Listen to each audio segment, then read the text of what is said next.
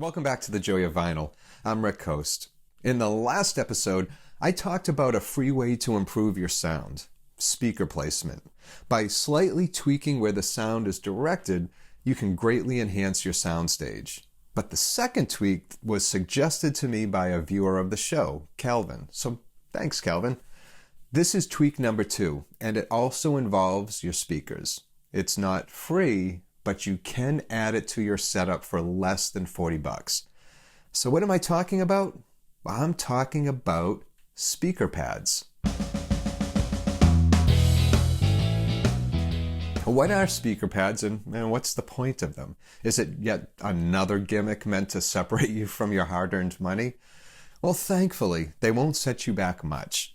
They're also not a gimmick. I have to admit, I didn't use them before, not until it was pointed out to me that I would hear an improvement. So I did a little research, I picked up a pair to try it out, and well, I'm an advocate now. The ones I selected are the MoPAD isolation pads made by Auralex Acoustics.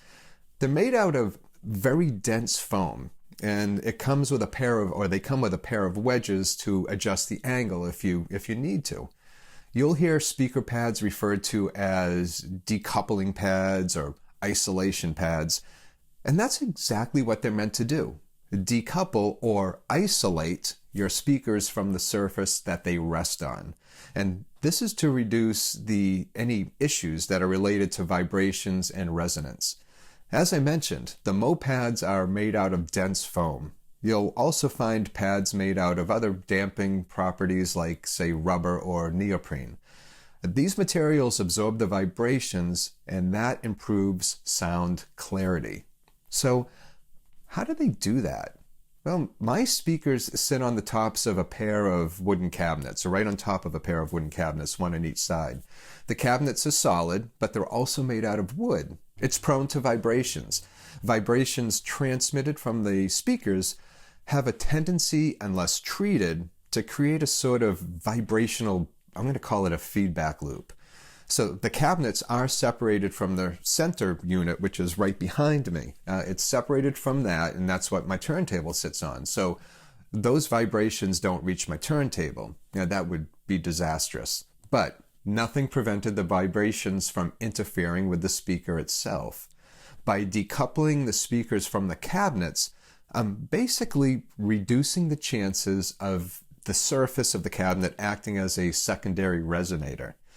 Another thing the pads do is they elevate the speakers. By taking them off of the cabinet surface, I'm also preventing any low frequency energy from reaching the surface.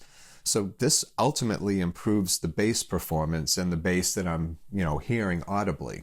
My initial impressions were that it did just that. It resulted in what, to me, sounded like a tighter, more controlled bass presence. Now, one feature that I really like about the MoPads, and I'm not sure you get with all pads, is the ability to angle them. Now, as I mentioned in the last episode, how slight adjustments to the speakers, the positions of the speakers, improve sound. Well, by decoupling them from the cabinet, and angling them slightly downwards to pointed kind of towards my ear level, I've once again improved the soundstage. The sound waves are now pointed to areas with reduced reflective surfaces. Again, it's more controlled, and the listeners, those being myself and my wife, are the focus. Now, that's one of the things I love about tweaking or adding to my system. Now, with every improvement, it adds a new dimension to my listening experience, which really makes me want to go back and revisit records that I might not have listened to for years or recently. It's really a journey that never ends. And I'm glad you're on it with me. So keep the suggestions and the tips coming. And to make sure you don't miss any, you can subscribe to the show by clicking here. And until next time, please take care of yourself and enjoy your records.